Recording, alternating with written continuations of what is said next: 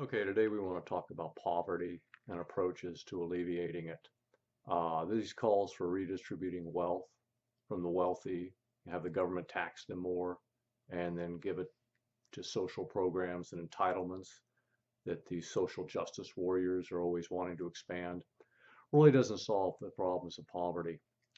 You can treat the symptoms of poverty, you can throw money at the poor, all you want, and that won't reduce poverty long term. I'm all for the corporal works of mercy. We should feed the hungry, give drink to the thirsty, give shelter to the homeless, clothe the naked, etc. I'm all for that, but if that's all we do is treat the symptoms by redistributing wealth and giving money to the poor, we're always going to have the poor in larger numbers. Why don't we, instead of just treating the symptoms, stop being myopic, take a step back and look at the bigger picture and try to address the cause of poverty?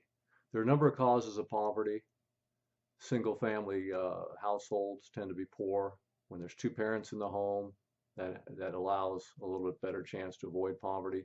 I don't want to get into the social factors. I want to deal with just the main issue. I think the main thing that can be done that would have the most impact is addressing the cause of poverty by recognizing it as lack of economic opportunity.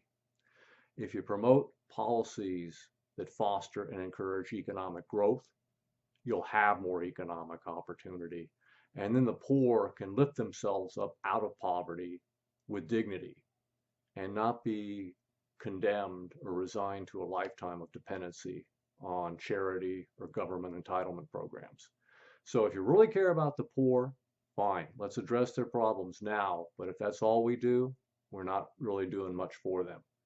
Let's really try to tackle the problem and reduce it over time through promoting economic growth. Let's address the cause, not just the symptoms. Okay, you look at these countries of origin that are coming in, where people are coming into our country from illegally, coming into the United States from Central America and elsewhere.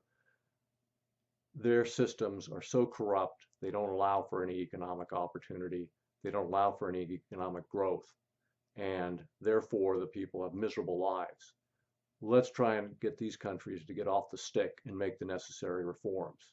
I know that's asking a lot. It's not going to happen anytime soon, but we ought to start calling for it so that these countries can give better lives to their own citizens.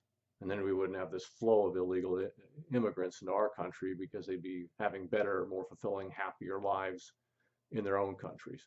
So to clear this up and make it, try to make it succinct, you want to address poverty, you have to address its main underlying cause, which is lack of economic opportunity. And the way you do that is you get away from these centralized economies, you get away from this model where the government is a large part of the economy, you get back to free markets, you encourage economic growth.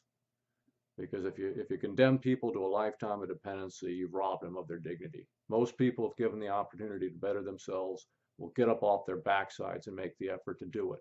The small percentage that won't work when work's available, that's that's really their choice. And we ought not have to pay for that.